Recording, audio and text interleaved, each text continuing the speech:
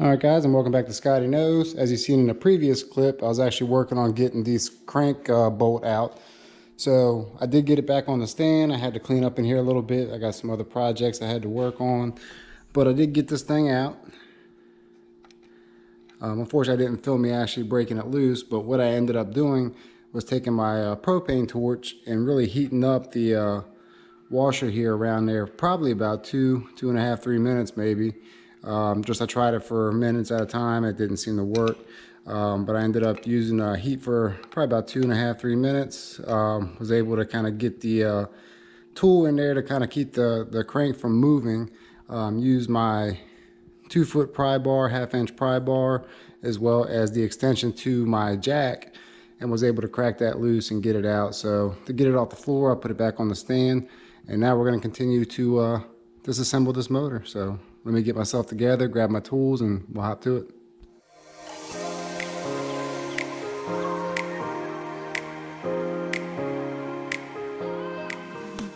So real quick, I want to make this note that when you pull this off, you're going to have this piece here.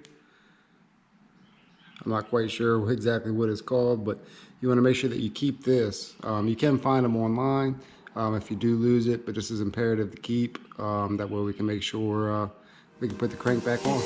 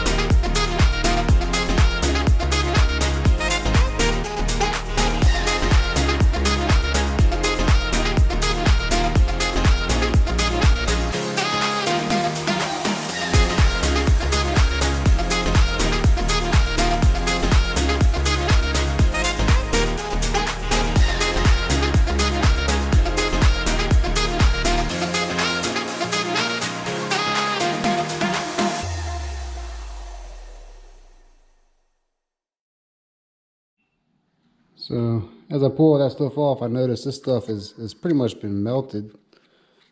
I guess the motor overheated and caused it to get hot and melt the plastic here. So I'll try to get this screw out. I'm probably gonna have to break it in here, probably get a new piece on the inside. So we'll see. But in the process right now, we're in the process of tearing it down. So let's continue on our way.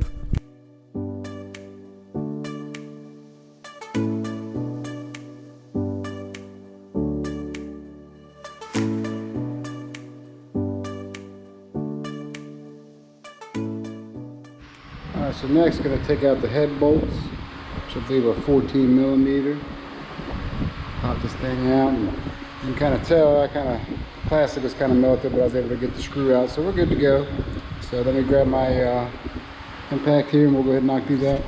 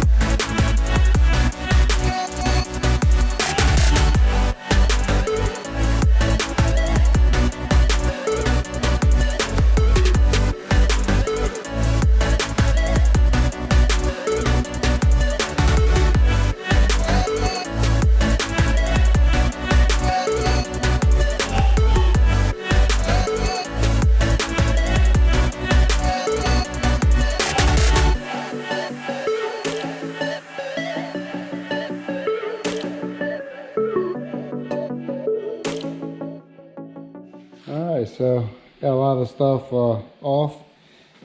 Getting ready to take off this oil sump. I'm gonna let it drain for a few minutes. I got the little kitty catch pool and a little 3-pound sledgehammer holding it up. So it should be all right. Not a whole lot of fluid left in here, but I wanna make sure I get as much as I can so it doesn't get all over the floor, all that good stuff. And then we'll hop on here and start taking this stuff off.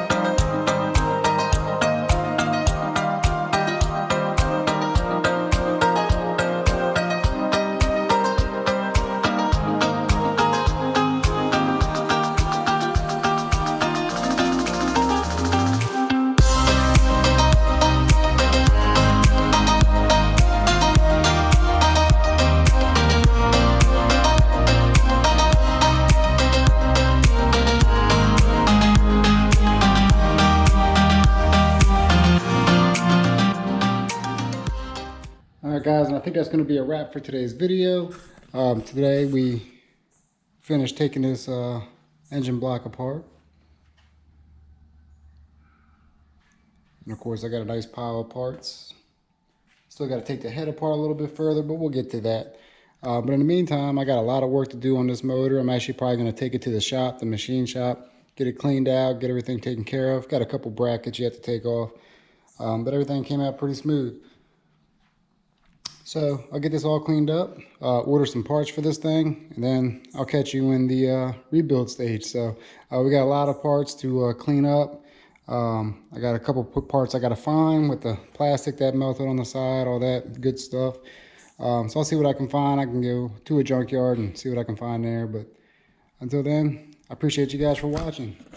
So until next time, I'll catch you. Please like, subscribe, comment, and I'll see you guys in the next episode. Peace.